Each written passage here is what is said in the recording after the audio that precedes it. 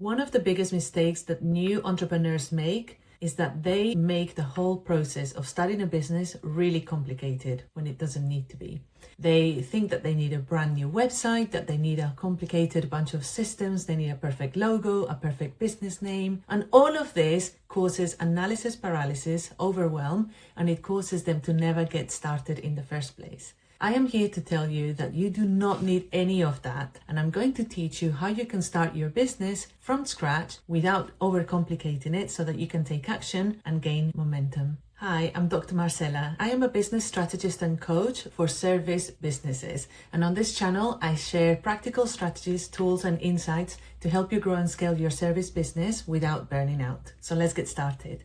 The good news is that service-based businesses are some of the easiest businesses to get started if you know what you're doing, and especially in this day and age with the technology that we have available to us. I focus specifically on helping service-based businesses, so businesses where we provide a service in exchange for money. Okay, so how do we get started with a service business? It's likely that you have realized that you have some value, expertise, knowledge, and experience that you can now start using to be able to sell in exchange for money. This is the start of most service-based businesses. Step one is to choose one specific problem that you can solve. So if you think about the expertise, the knowledge, and the experience that you're thinking of turning into a business, you need to really get very specific on what it is that you are helping your ideal client to solve with your expertise. Depending on your area of expertise, there are many different problems that you could potentially focus on in order to help your potential clients. You could help your clients to transform their financial situation. You could help your clients to rebuild their health. You could help your clients transform themselves after a bereavement or a life-changing situation. There are so many examples, and it obviously applies to your own business, but the main point is that you need to focus on a very specific problem that causes your ideal clients pain, frustration, and that they are looking for a solution. That is where you can start your service-based business. With this in mind, you do not need a complicated offer. All you need is to have clarity on what is that one specific problem that your ideal customers are willing to pay to have solved. Step two is to build a very simple service. This doesn't need to be complicated at all. We usually start service-based businesses by exchanging time for money. And yes, I definitely teach how to scale this later on.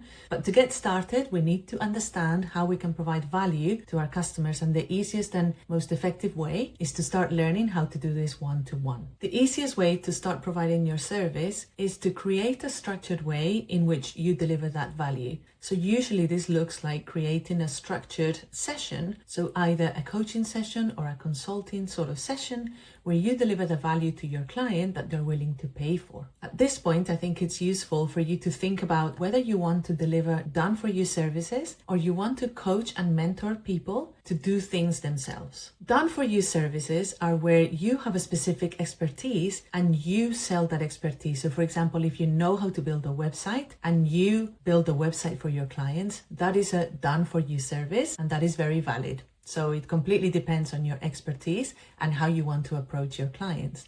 On the other hand, you can take more of a coaching approach, for example, whereby you are teaching people how to do certain things that they want to learn themselves. For example, how to transform their health in their mid-40s after a divorce. That could be a really specific niche where you are taking someone through a transformation program where they have to do the work, but you explain to them how and you coach them through it. So there's two kind of different models here, and it's up to you which one you would like to experiment with first. Now, the next question is, how do we get started in terms of finding these ideal customers? We need to know who it is that we're targeting, and that will be covered in different videos here on this channel. But for now, let's say that you have clarity on who your ideal customer could be. What you need to start doing is to start reaching out to people where you could have conversations to explore the kinds of ways that you can potentially solve problems for them. The most efficient way is to reach out to your immediate network, reach out to your professional network, reach out to former colleagues, reach out to even friends and family. Let them know that you're offering this service and ask them to spread the word so that you can start getting known for this particular service that you're now offering. One really useful thing you can do at this stage is to have a think about who you would love to help. because with your experience, your expertise, your knowledge, and so on, you can probably help a lot of different people. But this is where entrepreneurship gets really interesting, because you are allowed to choose exactly who it is that you want to help. So let's say that you are a fitness professional. You could help any number of people with your knowledge, right? But you can choose who you want to specifically help. And the more specific you can be, the more likely you are to be able to take off and for your business to become profitable and sustainable. So let's say that you are really interested in women's health and you want to help women specifically to rebuild their health after they give birth. That is way more specific than saying, I'm a health coach and I help everyone. So at this stage, it's really important to start thinking about who your ideal customer could be and to start targeting that kind of person from early on so that you can start building that specific niche, which is going to help you to stand out in the market. You're probably asking yourself at this stage, I don't have any followers, I don't have an audience, how am I going to be able to build my business?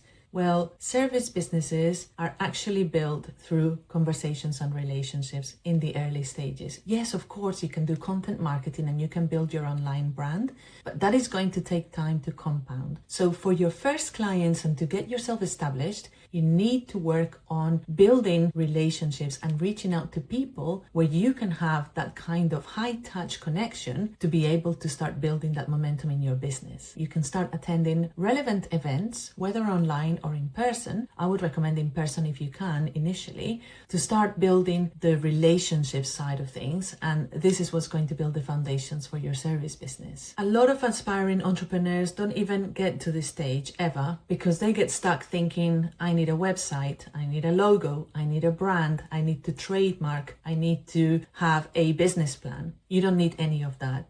You need to have your expertise, which you already have. You need to have one specific problem that you want to help people solve. And you need to have an idea. You don't need to have this perfect to begin with, but you need to have an idea of who are the people you want to help.